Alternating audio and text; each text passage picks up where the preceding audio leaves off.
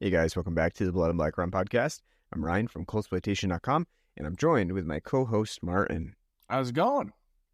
Doing well. We are very much in the midst of KaiJune. Hooray. KaiJune. It sounds like a sneeze, really. But You just sneezed over my crispy crack. no.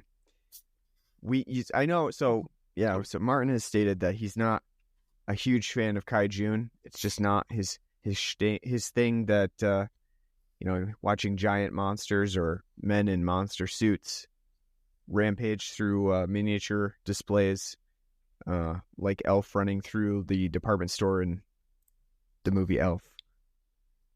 Just not your thing, huh? Yeah, it's not doing it for me. I don't know. I mean, I like it to some extent, but I can also see your points. They are very much the same, especially like the older style of films. That's why I tried to do for this, this marathon. I tried to do a bunch of different things. Like we started off with like a Godzilla classic Godzilla, the original. And then we went into more of like the revamped Heisei era, or however you said it. We never really came. I imagine it's Heisei. Heisei era. Newer version of the films, of the kaiju films. And then today we're going to cover... Well, you forgot, who did we do? Gamera, Guardian of the Universe. We did. Friend of the Children. Gigantic super turtle. You're forgetting the most important part of his title. Gamera, Friend of the Children. Friend of all the children. And as you said, you're sick of seeing earthbound animals like a turtle made into giant monsters where it's like, he's a fucking turtle, okay? It's a fucking turtle. What's to be so scared about with this turtle? But today we're going to do one that I wanted to include because it is a newer and also Americanized version of the kaiju film. And when I say newer now, but I really mean it's a decade old now. Again, to me, with time passing, seems like it just came out not too long ago, but it's really been 10 years. Surprising. And I had never seen this movie at all. And I remember it coming out. I remember distinctly like being kind of excited about it because I was like, oh, that looks pretty cool. It's like an American version of a kaiju movie. Looks like there's a lot of different monsters in it. And it's not, taking the namesakes of the original monsters. It's, something uniquely different. But I never saw it for some reason, even though it was directed by Guillermo del Toro. And, I've seen most of his other works. For whatever reason, missed this one. Don't know why. But I'm talking about Pacific Rim from 2013. Pacific Rim, I feel like you could make a porno out of it. The name. Pacific Rimming. Something like that. Pacific Rim. Quite easily make a porno out of it instead of, being a giant kaiju movie. Or even so. I mean, there's tons of parodies of horror movies. Like there's the Triple Exorcist and a couple others. I think there's like Repenetrator or something like that. American Werewolf in London. Yeah, you could easily make a porno version of Pacific Rim with giant kaiju monsters. It's basically, it would be like La Blue Girl or something like that, It'd be like a fucking... But I was to say, we here at Bible Black.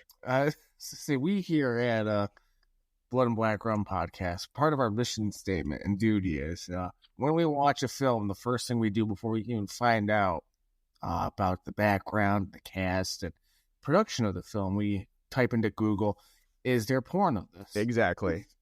Rule 34. Not Rule 34. I want like a god-honest production. Yeah. I don't want some, asshole from 4chan's, kaiju top drawings, from this. I want budget. I want a budget. I want, the story. You want someone to have spent time on the title coming up with a nice pun. Mm-hmm. Yeah. That's what you look for. Hocus pocus? Hocus pocus. Right, exactly. Yeah. No, I don't think there is Pacific Rim porno, but You know what? I actually didn't do the research on that one, so I don't know. But you hadn't seen Pacific Rim, right? No, I do remember. I mean, it's a film that I do know about. I do remember in 2013 it was advertised pretty heavily. I remember like seeing on TV constantly when the film was out, like, go to see Pacific Rim in theaters today. Guillermo del Toro brings you Pacific Rim. Yep. I remember it as well because, it's definitely like a weeb stream. You have Guillermo del Toro directing. Del Toro, obviously, a fan of all kinds of media, niche media, anime, horror, just kind of like the big budget director. He started out low budget, became a big budget director, and, he's kind of like the fans director. Sort of like what Peter Jackson was before he kind of went on to doing all of his super big budget studio stuff. But I do remember it. I don't know why I didn't catch it for whatever reason. Just fell off my radar, and I never checked it out. It's the same true as like all of the newer Godzilla movies too. Like we saw Godzilla 2014 together. But I haven't seen any of the other ones that came out, like Godzilla, King of the Monsters, I think came out recently. Godzilla vs. Kong. Yep. And I just recently watched the Kong movies. So I watched Kong Skull Island, which I thought was pretty good. Just recently watched those. So for whatever reason, there's like this time in my life, and it might be due to the Transformers effect, which we kind of talked about off air. Transformers effect being these fucking big budget movies that kind of got me burnt out on like big budget action because they were so blockbuster-ish and special effects laden and explosive heavy with what I would call pretty bad storylines. They kind of burnt me out, and they just kept coming, right? Like it's just like boom, boom, boom, more Transformers, and we kind of had a lull until now when Transformers Rise of the Beasts just recently came out. But I feel like I was maybe like burnt out on like the big budget element to these types of movies at that time. But yeah, Pacific Rim is a kaiju film, and it defines kaiju at the beginning of the movie too. So if you don't know what it is, it gives you the definition of both kaiju and the film's term for their mecha robots, Jaegers. Tells you exactly what that means in their respective languages. Which, by the way, I like that. What, the term Jaeger for their robot? Yeah, for their mechs and their pilots. Yeah, oh, it's very anime-like. Because they're hunters, so... Sure. Yeah, it's very anime-like.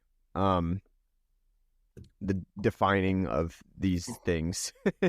And I guess we'll talk about that too. We'll talk about the crossover there as we get into the movie proper. But first, let's talk about the beer that we have on the show. We got a cheapie but a goodie here.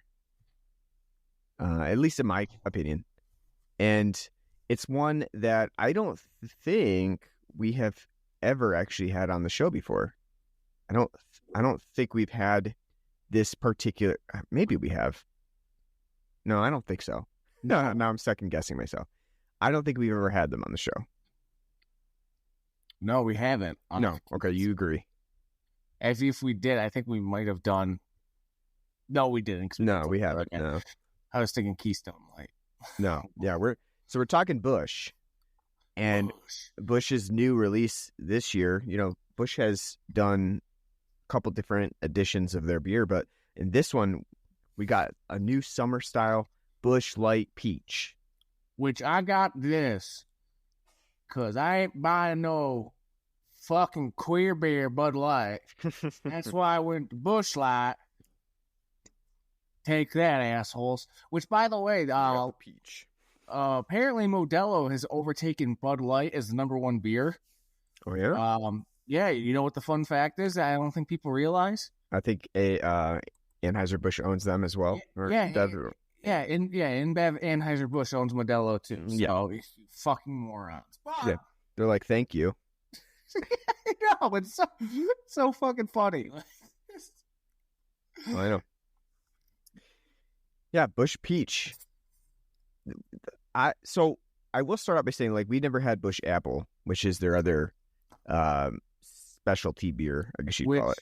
In these parts, fucking big. Because not only big, but huge. Like sell out big. Yeah. Because for cheap beer in, like, you know, the up here in our little neck of upstate New York, it's Bud Light and Busch territory. Sure. You know, the days when I used to work at Stewart's, that was what was going out the quickest, were those 6-packs of the Busch Pounders.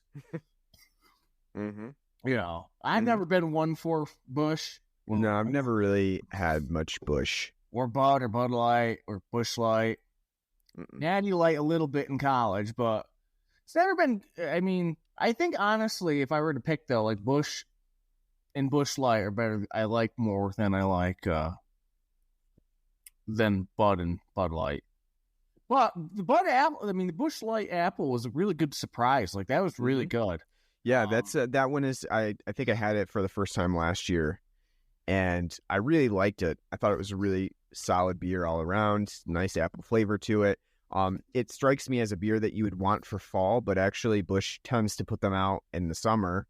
And by the time it comes to fall, you can't really find them, especially around here because, like we said, the apple it just like flies off the shelves. It sells out very, very quickly. So I would prefer apple to be in the fall, honestly, because I probably would get it quite a bit more than I would getting apple in the summer. But I would like to see Busch replace their apple in the summer with just putting out peach in the summer, because as we'll discuss, this Busch Light Peach is actually really, really solid. It is a very easy drinking beer, has a nice light crispness to it. At the same time, though, even though it is cheap, it doesn't taste cheap. And I don't know how they do it, but Busch tends to really manage to pack a nice flavor of the fruit into the beer without making it too overpowering. Like, this peach flavor is a nice light peachness to it. It's definitely got a nice peach flavor, but it doesn't go overboard. It's not too peachy, and I like that a lot. I think, you know, and I guess we should say that, like, I feel like the peach flavor is, to me, like, it does taste like a little artificially peach, like, you know, peach flavoring rather than peach itself, but I don't think that's a bad thing. And I think they've done a really good job with this beer. I am pleasantly surprised with how good it tastes and how good it goes down. Yeah, I am surprised too, because it's peach is not really an attempted fruit really used, especially with like lagers and stuff. I think I maybe only have had maybe like 2 peach beers. I think like one of them might have been like a Kugels, like maybe they've done like peach shandy or something before. I would say it makes sense. And it works because Busch Light, if you never had Busch Light, it's a very much like a non-offensive light beer, because it doesn't really taste like, it doesn't really have a taste profile to it at all. There's like nothing to it. It's just like water, and you get the slightest, you know, taste of malt and hops. Very inoffensive. So adding like a fruit combination to these beers is a great idea, because it makes them worth trying and worth buying. And they did a great job with the apple, and they do a great job here with the peach, because this peach taste here is very prominent. It's the whole beer. When you drink these, you don't really get any beer taste whatsoever. So if you're not a fan of, like, you know, any type of beer, it's not, you can drink these readily, really easily. The peach taste, I would say, like, I don't get any natural peach taste. It's very much like a great peach ring taste, so it's very artificial, candied, but it works really well. I also happen to like peach rings quite a bit. So these are just like really nice, easy drinking, easy going down, hot summer day, sweltering. You just got done mowing the lawn. You're quenching your thirst on one of these bad boys with a big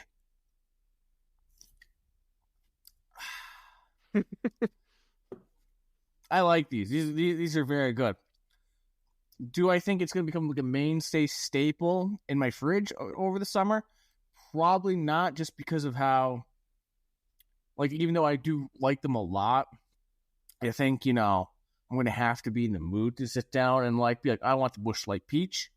But I do think, unlike, where I think, at least in my mind, like the Jenny's Ruby Red Kolsch, which we've done and praised a billion times, I think that's more universal. This one's a little bit more niche, but it's still really good. I like it a lot. And when I'm in the mood for one, these are going to go down heartily and be greatly enjoyed. And for $12, 12-pack, you can't fucking be beat. So, no, absolutely not. That's a cheap sucker right there. No, I am pleasantly surprised. I like this one a lot. I think Busch is 2 for 2. I would maybe they'll come out with like a more unpopular type fruit for a beer like Busch Plum. And you know what? It'll probably still be great. Busch Pear. Busch Stone Fruit. You know what? A pear would not be like that. Would be like right up the alley because they'd be like a mild fruit for your mild beer. Yeah, both inoffensive and barely. How much is the 30 rack of peach now for this? Probably 23. Not bad at all. Can't beat it, really. The store had like the 18, the 24 packs, and 30 packs, like sure, stacked all over the place. Sure, I mean you can't beat it if you want to stock your fridge for the summer. 30 rack of peach is probably the way to go. Or you get it. Here's the other thing you do: 24 peach, 24 apple. You're good to go. If you can find them. Yeah, exactly. If you can find them. All right, let's talk about Pacific Rim. Pacific Rim, I think, is a really interesting movie because it does take a lot from anime, and specifically, I think you would say probably Neon Genesis Evangelion is really where it pulls most of its influence from. You could say, to some extent, Gundam, but I think I would say more so Neon Genesis Evangelion. You have the monster of the week sort of thing going on. You have a very well, in this case, it's a very specific lore to this film. It's not really related to any of the other things from anime. It kind of does its own thing, but it's certainly inspired by anime. And so I think like Pacific Rim will market itself pretty easily to people who like anime, especially giant monster anime. And it does a really good job of kind of bringing that to real life, live action.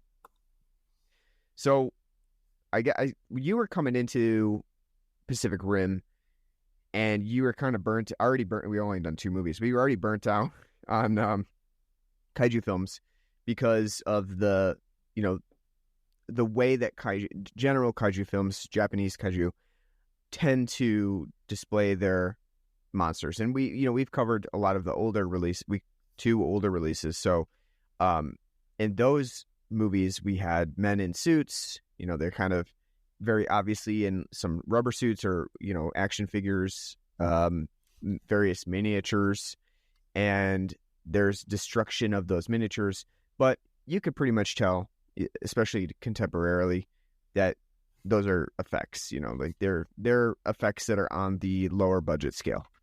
With Pacific Rim, we kind of step away from the lower budget. We're getting a pretty big budget movie here of CGI effects and explosions and lots of different special effects that go into this movie. So how did you feel about Pacific Rim comparing it to some of the other kaiju films that we have covered so far? Well, I mean, I think my complaints about guys running around in rubber suits smashing models isn't like the main reason why I found Godzilla and Gamera, Friend to Children, Guardian of the Universe to be taxing films. It didn't help, but I mean, it was more, pacing and overall plot. Here, it's the opposite. Pacific Rim does a really good job at world building, does a really good job at introducing our characters, does a really good job at hooking you in and giving you a reason to care, to get invested in what's going on. However, the CGI, though not bad, is a fucking clusterfuck. Like you're watching a fucking Marvel or DC just assault on the eyes with everything being like a green screen effect. And it's like, how do these people even act in this movie in anything other than like the scenes where they're sitting down at a table? Because it's you like, because like everything is so just like if you thought about it, like they're sitting there on a green screen, like twisting and turning around, like we're hitting my robot. I actually did think about that at one point, because there's that scene where both the one guy, the general, and his son, Herc, and his son, what's his name? Fucking the other, whatever his son is, the dickbag dude who's like, I'm better than everybody else at piloting these things because I've Chuck Hansen. Yeah, they're like piloting their mech. And you could just see them like within the mech, and they're doing like lifting their arms up and stuff. And I was just thinking, like, man, that would be really cringy to do. And like everybody's just watching you, you're like in a green screen, and just like there's nothing around, and you're just like, acting it out like in playing air guitar or something. It is kind of funny to think about that all of that is just kind of like movie magic that gets added after the fact, because it's ridiculous to think about. It really is. It really is. And like some scenes in this movie did, I think, go the extra mile of looking ridiculous too. Especially, I won't say that, like, I think that they did a pretty good job with the mechs, and especially the piloting, which is difficult to do in a live action movie. It works much better in anime, where you have all of the leeway of animation. See, that's like the only part that I'd say is like kind of Gundam-y. It's like I say the way they're set up and how they pilot is very much like G Gundam, at the very least, where because the whole premise of G Gundam is using Gundams in a big fighting tournament. And they pilot it by basically being connected to the robot, and their movements are what controls it. So that's pretty cool. And then also tying it to with the Eva episode of Shinji and Asuka having to work together and be synchronized for them to defeat the angel, the monster of the week, that angel, and kind of combine the two. That's like, I think, a really neat concept, and, because that's kind of the whole premise of in Evangelion, like, to be a successful pilot, you have to be able to be synchronized mentally to the Eva that you are piloting, because we find out later on that they're not just robots, they're infused with the souls of people that you're close to, and they're also made out of angel material. So I mean, I was gonna say, like, I think they did a pretty good, like, I like that idea of the duality, that's kind of explained at the beginning, like one pilot can't handle it by themselves, so they have to sync. I like that. I think that's a nice, interesting take on it. But I was going to say, I think that the film does it. I like that they call it a handshake too, neural handshake. Yeah. Like, just see two men with mustaches offering their hands together. Like, we're going to do this together. But I like that they were able to show kind of the heft, the weight of using the devices as well, because it like does a really good job of cutting between them using like the world's most difficult elliptical to run on, and then showing the robot kind of like moving very slowly with its arm, or its legs, kind of like you get the idea, the weightiness of it, which I think was pretty well maintained with the CGI. So I think like a lot of those elements are really good about this movie, but I do think that the cheese kind of creeps in occasionally, as I mentioned. Just seeing them working, and there's not like there's just a background of like wires and stuff, and they're both performing their Power Rangers maneuvers. It kind of it's a little cheesy, but at the same time, like any giant monster thing is gonna be a little bit cheesy. So I commend the film for being able to do that, and Del Toro being able to cut between the people using the mech and then the mech itself, and you kind of see the symbiosis of that. So I think he does a good job of that. One thing that I found interesting about this movie is that like the opening sequence is Charlie Hunnam basically giving a rundown of like, hey, here's all the shit that's been going on, backstory that you might need to know, and we're going to skip over all that. Like it's like almost like a fast forwarding of something that, especially now with movies that almost insist on becoming a cinematic universe, at this point, you would not. You have to get the the prologue and the backstory. Yeah, you would see that like that would be like your first movie. Every 4 years when we have a new Batman movie, you have to see poor Martha and fucking Thomas get shot, for the 800th time for you to know. Exactly. This is why Batman's brooding. It's kind of refreshing to see this movie just kind of give a quick recap of things that it could have spent a long time showing you, especially like setting up the universe, because that is what we see now a lot of the time is movies are spending a lot more time trying to develop a universe where they already have, like Pacific Rim, the movie that it shows you that we actually see could have been the sequel to this movie, to the prologue that we skipped through. And I think it's interesting that it does, Del Toro does decide to kind of skip over some of the entry points in this universe, and we just get that more so as lore or certain flashbacks that we see of like various attacks that happened in the past. I think that it was a bold decision. Some might say that like getting that whole dump at the beginning is kind of a cheap way to explain some of the lore, but I think that the film has enough world building to do throughout the movie where it's okay to do that info dump at the beginning. There's still a lot to unpack and unfold from the film that you have to kind of explain the Jaegers and all that stuff throughout the film, where it's okay to do the info dump at the beginning. And it works well too. Like I said, it does, like, because they kind of like go about like what's happening, what's a kaiju, these monsters are attacking, what's going on, how do instead of showing like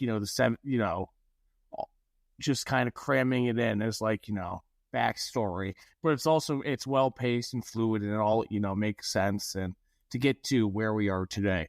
I did like that a lot too. So I thought Toro did a great job, because that also, like, it's brief, but like that 10 minutes there that they spent doing that, or 5 minutes or whatever, it's great backstory and great world building to get you to where you got to go. Because otherwise, if you didn't have that, you're just thrown in here and but why the fuck are there these giant robots and these kaiju running around? Like, what's going on? Because it's supposed to be set in like a modern setting. Mm-hmm. You have the context. Yep, you get the context, and you don't really need to go through the whole process of like, yeah, our scientists spent years designing these Jaegers and blah blah blah. It's kind of like presented to you. You just accept it, and then you move on from it. There's no needed science or anything behind it. You just kind of accept it as is. So I like that. I do like too that like after like the kaiju attack, like the world all of a sudden can build fucking mechs because they're like, hey, well, if we pulled our resources together, we probably could make these giant mech things to fight them. Yeah, who would have thought that, like, you have giant monsters, and then the whole world is just like, yeah, we'll work together. Do you think Japan was sitting there with, we've been preparing for this since Mazinger Z? Yeah, really. They were like, we have all the blueprints from these animes. We'll just put it together, and I think we'll have something here. You know what? Like, just have like the RX-78, like the giant statue that they had built of that come flying out. Like, getting the Gundam armor all. I find it interesting too. This movie has two different types of the mechs. So they have, the one that Charlie Hunnam's character had been piloting 5 years ago, which is like the prologue to this movie where we see his brother. They're fighting and they get, attacked and the kaiju decimates them. Which his brother's not real, by the way. Who is naming their child Yancey? Yeah, right. Outside of Fry and Futurama, whose brother was Yancey, who's naming their child Yancey nowadays? I don't believe that for a second. He was a figment of his imagination. Split personality. He conjured his other personality to take over the other side of the mech. Yeah, I agree. And why would he conjure a Yancey though? Maybe just to. Well, I mean, both of their names are absolutely ridiculous. You got Rowley and Yancey. It's like, what were their? Come on now. You know what was great too? When Yancey got torn out of the fucking mech and to his doom, all I could think of in my head's like Armageddon, like, don't want to miss a thing. Yeah, right. Yeah, I know. Say when I dream of you. Isn't Yancey like Doug Funny's middle name? Yes. I thought so. Yeah. Douglas. Douglas Yancey Funny. Yeah. Yeah, but like that, I mean, so we get that whole scene, delivered to us. We see them fighting in the mechs. We see, Charlie Hunnam's character, Raleigh, has to go through this thing. Yeah, and the film actually brings up a really good point. Like, they're neurally connected. They're like in that battle, they're synchronized. And so he has to deal with not only losing his brother, but being like in his mind while he was dying. It's probably pretty traumatic. So the film skips 5 years and we find out, hey, he's not piloting anymore. He went to go work on some fucking Trump wall that's not going to work. Keep the immigrant kaiju out. Guillermo del Toro predicted Trump's. Exactly.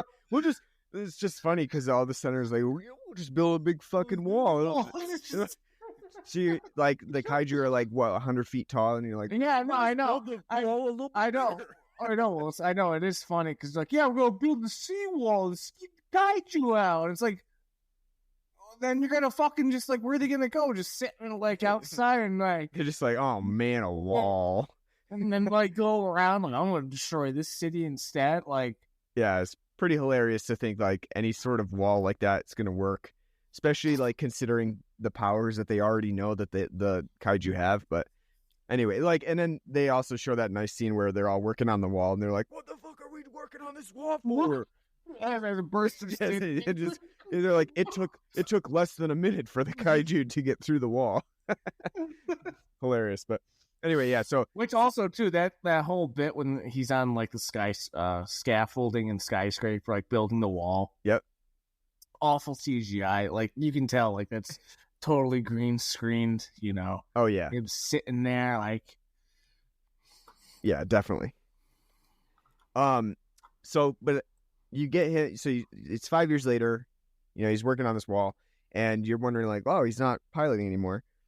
And we find out later on in the movie, after 5 years, they kind of like switched the design of the mechs, the Jaegers. They're not doing like a nuclear type Jaeger anymore. They're doing more of like a digital electrical Jaeger, which I found kind of interesting. It's like, what made them want to switch from the nuclear design to the electrical design? It's kind of a cool little lore building thing that we don't really get much more information about. I mean, it becomes a vital part of the film later on because that's like the whole idea is the nuclear mech is actually better because these kaiju can, do EMP blasts and disable a Jaeger. Well, but if you think about it too, like honestly, like if you think about it critically, like what would have enough power to move a fucking a mobile suit? Sure. It'd be nuclear power. They wouldn't be running on like a fucking lithium battery. Like the battery, they're like, all right, we're ready for you. We've got this massive battery in there. It's going to last 10 minutes. I say, even when you think of Evangelion, right? So if you think of Evangelion, they were connected, right? Like, so like they were getting their power source through like electricity, right? But if you think of that as like a concept, that's an idiotic concept because like imagine like how taxing that has to be on the grid. Oh yeah. Fucking get that thing operational. That would like shut Tokyo down for like months probably in like electricity. But that's which is why it was cool in the Ava when they disconnected. Like they had like the battery life on the Ava was like, like you got 5 minutes, ready to go. So like to have it go from in this be nuclear, which makes sense because that's something that would have enough power to probably be able to propel something like this. That to have them like plug and play is kind of stupid. Yeah. Yeah, but I mean, I like that idea though. Like you have that kind of lore of like, hey, we switched over to the mech designs and we don't really get anything, but it's like all that world building that goes into this movie. They do a good job of that. It's very classic anime to have that kind of world building and the terminology that kind of gets thrown at you throughout the movie too. Like you said, neural handshake, some of the other things that they use. It's classic anime. It's also classic anime? What's that? Hot Japanese lady that's, trying to be your friend. I know, Rinko Kikuchi as but also be your rival. And also be very humble too, like and shy. Like I'm like extremely good at piloting Jaegers, and I'm like insane kendo master. But you know what? I pretend like I don't know what I'm doing. I also though I do think like with her Ramona Flowers wig that she's wearing. The funny thing about this though is that so she makes a big point of like saying, I really want to work with Raleigh and I'm a good pilot. And Raleigh's like, I'm all for it, man. Let's get her in a Jaeger and let's do this. And then you're kind of thinking like, well, why doesn't Idris Elba's character want her to be in a mech? And then they put her in one. And then you find out right away, like, oh, she can't handle her memory or, like the memory issue at all. And so, because she's a woman and she's naturally prone. Well, right. But then you start thinking like, well, you know what? Thought Idris Elba was a dick, but no, he was right.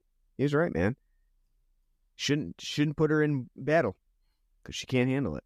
But I like the idea of having Mako as a character. It has that progressiveness of like, yeah, it's not just the men that are going to be doing this. You have the idea that she is like, this humble character. I do feel like it's reaching a little bit for the I don't want to say this, but the ethnic element to it of just having like it, Japanese. I almost felt like it was like kind of shoehorned in a little bit. Like we got to have Japanese in here somewhere. But other than that, I like the idea. I also do like the way that the film, it doesn't necessarily. I think you're just mad because you don't get her looking at you lustfully through a keyhole at your 6-pack abs like she did too. I was kind of gonna say low Ryan Gosling. I was gonna say that. I was gonna say I don't necessarily think that we have to see this movie as a romance between Raleigh and Mako. I kind of like it that they are just really, really good working with each other, and it doesn't necessarily need to be a relationship because every single fucking film has to have the will they won't they relationship going on. And I feel like in this one, you can at least ignore it at the end and just be like, they're really good friends. Raleigh actually wanted to, top the Hansen guy, Chuck Hansen. They had a sexual chemistry going on there. You could see it like that instead. So you don't need to ship everybody. Exactly. That's how I feel. No, I mean, I do. I think it works though. I mean, because I think their chemistry is really good. I think Rinko Kikuchi, she does a really good job as Mako.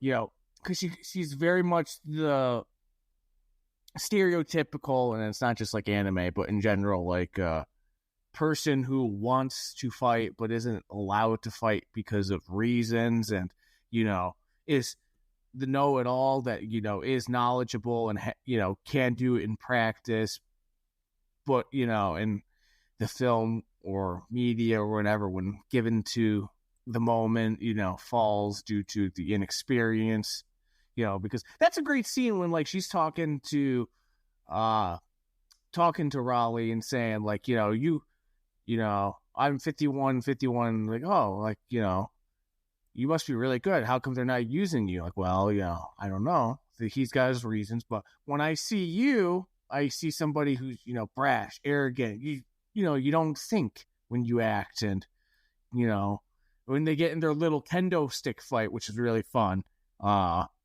she says basically, you could have beat that guy in like 2 moves before then. Like, you're fucking around. Like, stop it, Mm-hmm. So that was really funny when he's like, "Will you give me like the side eye?" She's counting the points, like, 3, 2, 3, 1, and he's like, "Why are you giving me the fucking side eye?" Like, every time you say it, and that's how they get into their little skirmish. But I think their chemistry works really well in like the development, because it's it's not any it's more rivalry. It's more just, and not even like a teacher student, but it's more just general connection. Mm-hmm. And I think because the two of them work really well together, and that's why it's interesting, it's engaging.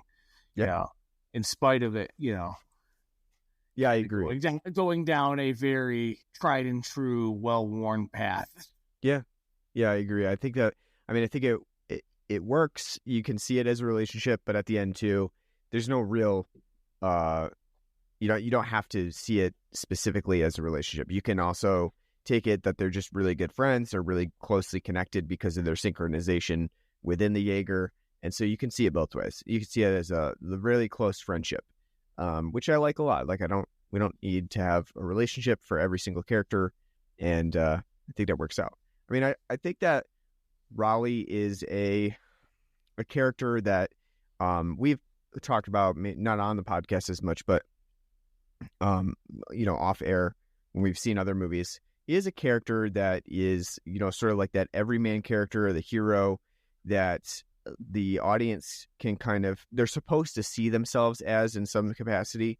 But I will say that Raleigh also suffers from the same issues as most of the other type of like almost like nameless, faceless heroes that we get from other movies like this, in that he's very bland, and you don't really get much of a like a window into his soul. Exactly. Yeah. It's very bland, surface level, and like the same can be said of the Godzilla 2014 movie we talked about. I was just to say, like, if there's anyone that you can like parallel him to, it's random soldier dude, main character from Godzilla that you're supposed to care about. Exactly.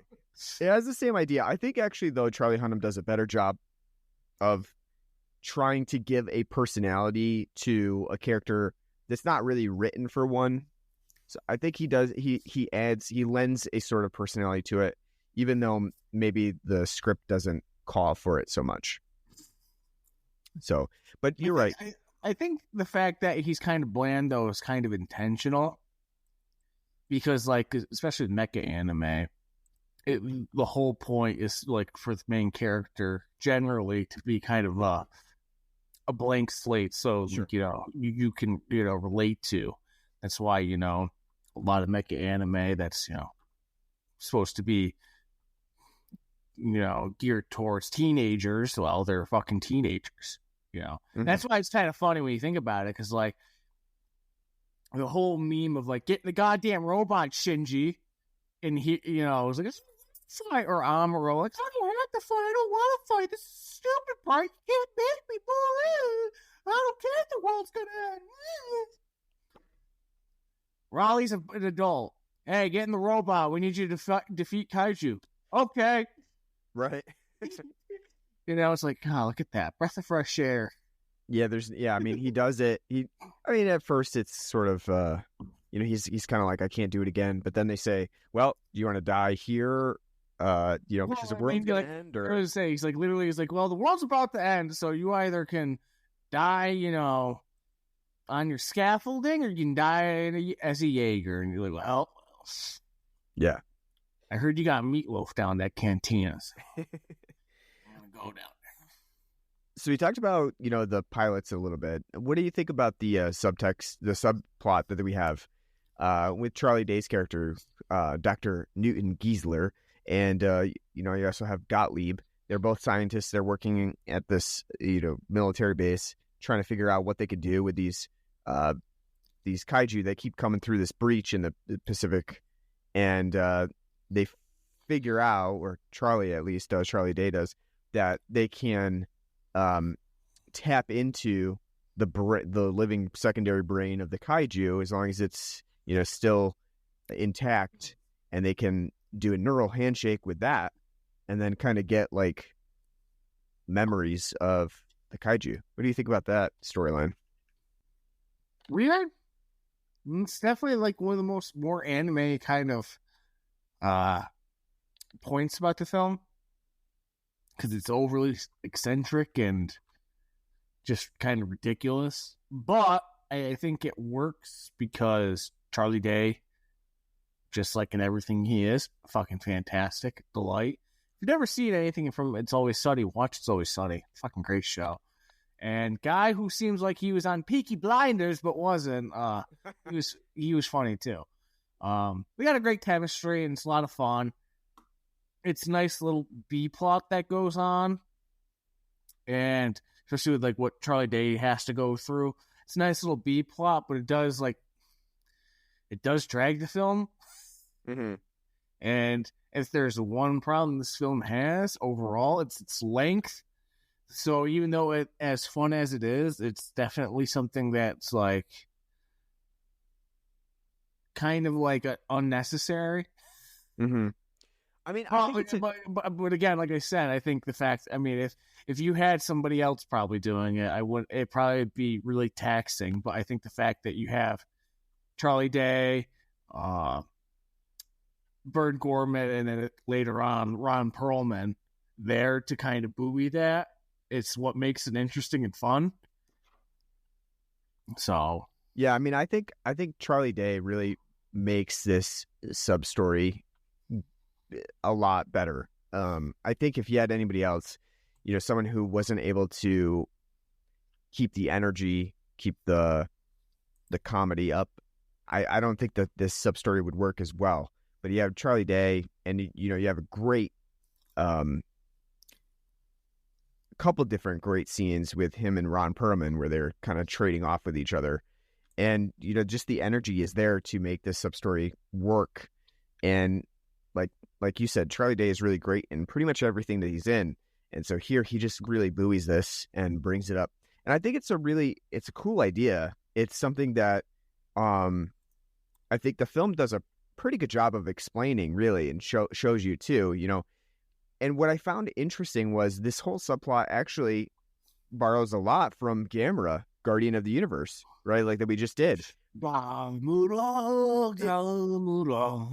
the idea is really not that different from what Gamera did, in that we have under the sea, in Gamera it was the Atlanteans, right? But in this case, it's, an alien race that's opened up a breach in the Pacific. But you have these giant monsters that are genetically modified because they've been created. And it's the same idea within Gamera.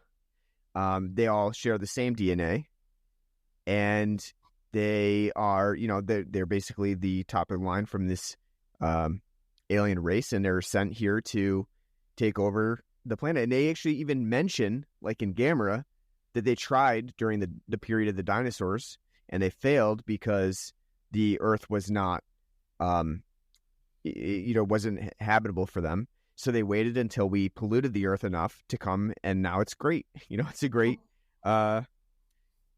great time for them to take over. I do like the idea that like the dinosaurs were a prelude. Yeah, basically, yeah.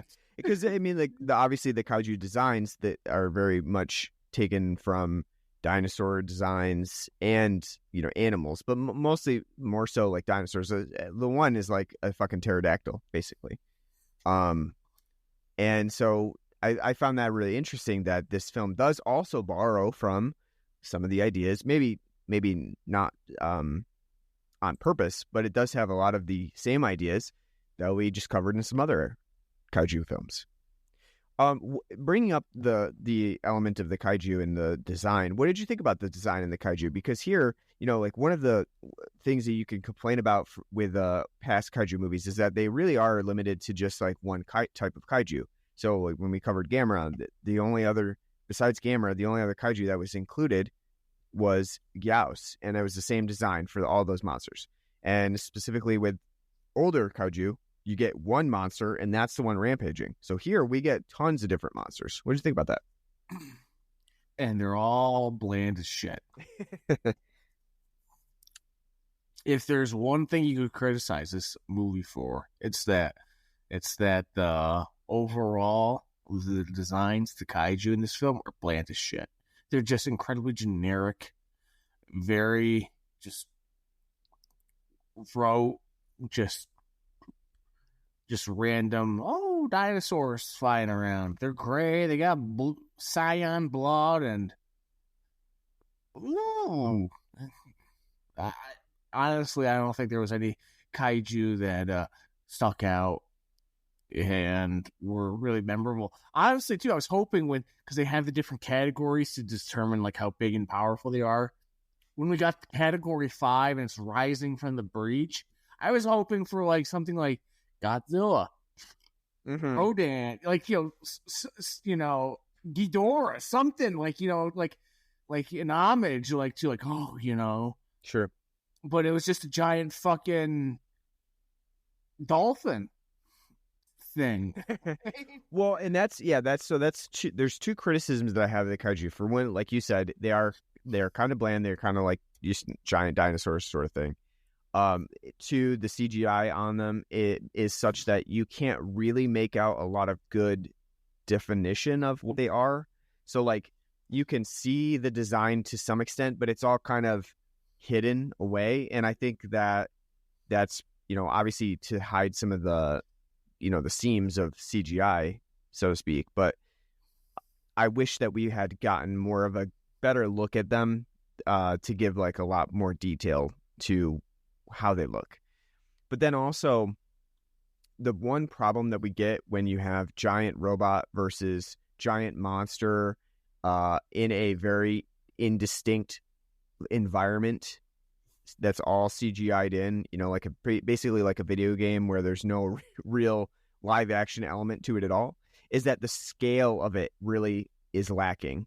You can't really tell at that point how big is this fucking, level 5 kaiju. It doesn't really show the impact of it. So if we saw this level 5 kaiju and it's like fucking hulking over the World Trade Center building or something like that, like, okay, yes, you can tell the scale of the kaiju, but in the water at the end of the movie, when you're down in the fucking Marianas Trench and you have a gigantic robot and a gigantic monster together, the scale is kind of lost. And at that point, it's just like human versus large beast. Again, I felt like the film could have done a better job of showing an actual scale of the monsters, because we don't really get that too.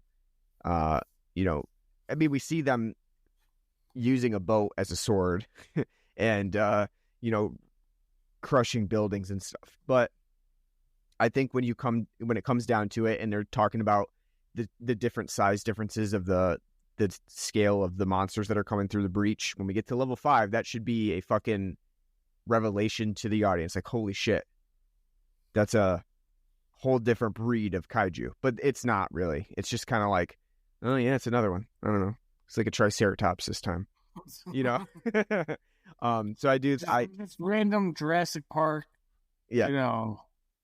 Yeah, I do find that didn't really work out so well in the film's favor. The other thing I want to mention too is randomly, like I said, fucking whatever I can't remember what they call the Gypsy Rose or something like that. Is that what the name of his mech is or whatever the fuck his name is? They are using this fucking boat, gigantic boat, as a sword, and all of a sudden they're like, oh yeah, let's try our last resort, a fucking giant sword, chain sword. Why is that the last resort? Why were they not just like, well, because that's very anime. I forgot they have. I know. It's like I just all of a sudden, like we've been managing with our hands this whole time, and then all of a sudden we have a chain sword. Just By the way, it's Gypsy Danger. Oh, okay. Gypsy Rose. No, but I just thought that was funny. Is like fucking all of a sudden she's just like, oh yeah, the sword that we have in here, that might work right now. Like, you think it chops it right in half. Do you think when they whipped the sword out, they should have had like as a song play, like, "There goes my hero"? That is one nice thing that this 2013 film refrains from, is like, it doesn't use any. Oh yeah, there's no Creed in here or anything like that. What? Like, No, I don't know. So speaking of soundtrack, though, there are no pop songs, which fine, great. Yeah. But man, it's incessant. Oh yeah, the score is constantly there, ever present, and the songs are very hit or miss. Like some of them are. That's kind of some of them fit like the tone of what's going on in the scenes. The other ones are just like a fucking JRPG, and it's just like noodling store music. As you're like, I think that's kind of one of the things with big budget movies like this too. Is like you kind of get two different things. As I said before, you get more of almost like a comical approach, a more exaggerated score. Well, more exaggerated score, yes, but also a more exaggerated characters in general. Like, it's almost like for the mass audiences, they want the characters to be as exaggerated as possible to relate to everybody. So, there's no, I don't know, there's no like black or white, or I mean, it is black or white. There's no gray area of characters. They're always like, multiplied times 10 of what you'd expect. And so this film does have that, it has that like sort of overarching comicness to the characters. And as you said, it has that exaggerated score to it, because the big budget film like this can't allow any scene to go unscored. It has to have something there to propel the audience, to keep them involved. I feel like that's, one of the main things, like with a big budget movie like this, you kind of get those two things to it. I don't know. It definitely also, the tens are certainly involved in this movie as well. It does show its age watching it now. What do you think about the ending? The idea that they have to send like a nuclear bomb through the breach, but not only that, we also have to make sure that we're attached to like the genetic DNA of a kaiju to get through the breach, because the breach actually reads the DNA and only allows certain things to pass through. How do you feel about that? That's fine. It's fine. If there's one weak point too, outside of the overall kaiju designs too, it's also like the fights too. None of them were really spectacular, and even this final fight, nothing really kind of spoke to me. The premise is fine. I just think like the overall fight that was going on is such a kind of a nauseating headache from all the CGI. It's kind of hard to care and give a shit. And then like when they get down into the breach, and it's like fucking like the quantum realm in Ant-Man. Mm-hmm. And then all of a sudden they're like in Kaiju City. Yeah. It was just really weird. I'm fine with the premise of them like what do they know what's down the breach? Like, they haven't gotten down there before, so how do you know going down there and putting a nuke down there is gonna work? Right. It's connected to some interdimensional rift, but you've never gotten that far down. So how did you know once you were able to get down into the breach, go through the quantum realm, and then all of a sudden you're on Kaiju Planet, where Tim is, looking out his window and sees a fucking mech come flying down. I was thinking, how do they know they can get back up? Same thing too, yeah. Why all of a sudden can they just float to the surface with their? Yeah, because they don't have any kaiju on them. So how do they pass through when they're, buoy using their ejection thing, how are they getting back? Yeah, that's what I was thinking. Or, also too at the beginning of that fight, they're sending through that tier 5 kaiju. Why didn't they just throw the mech down at that time when he's coming through? They're like, bombs away, throw him down, fucking blow it up right now. I don't know. There's a lot that, you can question and say it doesn't really make a whole lot of sense, but at the end of the day, it is just an action movie. You can kind of go with it. And that's kind of the idea that I had with Pacific Rim, is that I think that this is a fun movie, and I just went with it. I didn't really think about it too much, and I don't think it is a movie that you really need to think about. Kind of just go with it. And if you go with it, I think it's pretty entertaining. So we might as well give it a rating at this point. So on a scale of 0 to 10, Kaiju Come, what would you give? What would you give Pacific Rim? Pacific Rim. Yeah. I'll give it a 7 out of 10. It's a good movie, and I think Del Toro does a really good job. It's very engaging. It's a lot of fun. He puts a lot of thought into the character's premise and world building. I like there's a lot of ideas here that I like. Like the whole premise is really cool. How the mechs are made, the backstory, our characters, they're all great. I do think, even though I was calling him low rent Ryan Gosling, I do think Charlie Hunnam does a pretty good job as like our blank protagonist. I think Idris Elba is great as a miserable Gendo type character, and Rinko Kikuchi is a great protagonist too, and very engaging, a lot of fun. Charlie Day is great, a lot of fun. There's a lot of good things about this movie, a lot of like great ideas here. The couple of problems are it's too long. It doesn't need to be 2 hours and almost 20 minutes. Oh, and I forgot Ron Perlman also too, we didn't talk about, as our Hong Kong fucking organ dealer. Awesome, hilarious, great. But the film doesn't need to be like almost 2.5 hours long. I honestly think the film would have benefited from being, 2 films, because it's basically 2 films crammed into one. And if they just did the 2 damn films with the setup and then like the execution, because it feels like way too much is crammed in here. There's a lot of things that are in here that are unnecessary and kind of drag the plotting down. Though the ideas are great, I do think Del Toro does a great job setting up this idea and building this world. I do think the kaijus are very bland.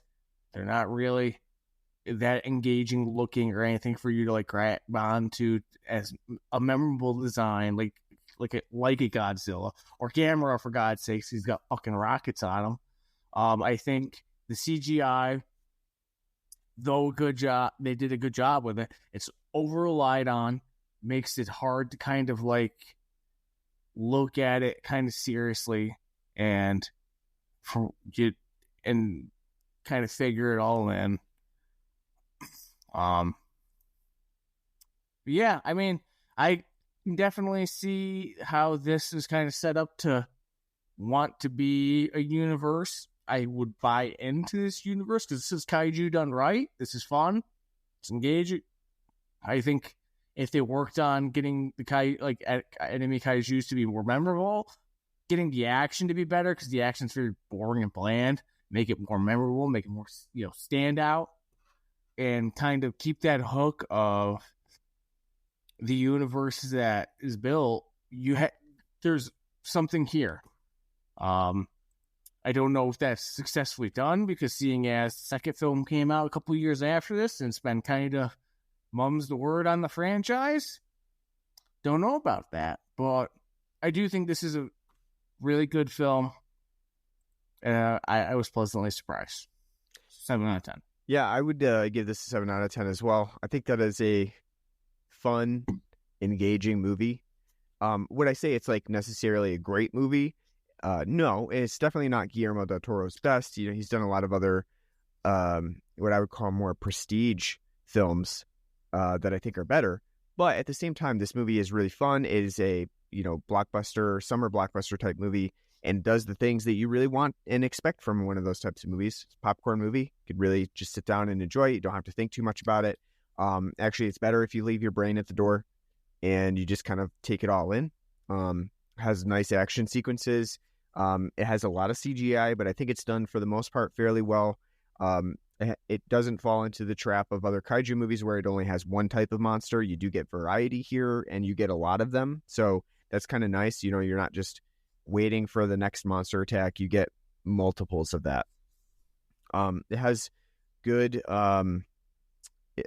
characters, a nice relationship between them. Charlie Day does a great job, as does Ron Perlman. Ron Perlman even gets the last laugh in the post credit sequence. So I think it has a really good overall quality to it, and it's a really fun American kaiju movie. And I am surprised that it didn't get the treatment that Transformers did, where you just see them keep pumping it out. Pacific Rim Uprising didn't even release for 5 years after this movie, and we haven't heard a peep from it since. So it's kind of interesting that this really just didn't resonate as much, or it wasn't the moneymaker that they wanted to have a universe. But it's a really fun movie. If you like anime that's kind of centered around giant mechas and giant monsters, Pacific Rim will definitely itch that scratch that itch, I should say. So really fun. I enjoyed it, and I think it's a lot better than I expected it to be. All right, so for our next episode, I think we're going to go back in time again, and I think we're going to do an American-style kaiju, and we're kind of calling it a kaiju. It also is very much situated in the 50s nuclear animal film, but we're going to do a giant ant movie, right? Them. That's right. We should have done instead 8-legged freaks. Yeah, that one counts too. Yeah, no, we're gonna do that. 8-legged freaks. I have a while ago, a long time ago. Yep. You know who it stars? I do know who it stars. Dewey. Stars Dewey Cox. But who is that? David Arquette. No, hold on. No, it's former WCW World Champion. That's right. David Arquette. Sorry, I didn't give him the proper title. He's still a pro wrestler, so let's get that right. No, we're gonna do them though. That should be a fun one. It's been a while since I've seen that movie. I picked that one. Yeah, you did pick that one, so hopefully you end up enjoying it. But I hope I didn't make a mistake. I mean, this is one of the big ones when you talk about the nuclear 50s. Yes. It is probably one of the most widely referenced in that time period. I mean, I can't believe that other people aren't referencing the Killer Shrews, but my personal favorite of the nuclear 50s. But anyway, yeah, I've seen it once before. It's obviously a classic type movie, but it's engaging, and see what you think. I mean, we could just do your porn version of Dr. Caligari that you just reviewed. No, that's an art house movie. Is it? Yeah, I mean, it pretty much, yeah. It's almost like a stage production, but yeah. So it'd be interesting. Like we're trying to take the kaiju style and have some leeway with it. Not just necessarily the things that you think of as classic kaiju films, but everything in between. So yeah, them for next time. So with that said, you want to stay with us and check that out. Keep being a part of KaiJune. You'll want to subscribe to us pretty much any podcasting app that you can think of. We're on Google Podcasts, Apple Podcasts, Stitcher, our home base at Anchor.fm, which is now Spotify. Subscribe to them. Leave us a nice review. We're on Facebook and Twitter. Just search for us on there, Blood and Black Rum Podcast. We have an email address at bloodandblackrumpodcast@gmail.com, where you can write to us. Let us know what you like, what you don't like, what movies you want us to watch, and we will take that into consideration. And you can donate to us on our Patreon page, patreon.com/bloodandblackrumpodcast, where you can give us money and we'll put it back towards beer. So we thank you in advance. So hopefully you tune in for our episode on them, and we hope you enjoyed our episode on Pacific Rim, or Pacific Rim Job, or Pacific Rimming. And until next time, take care.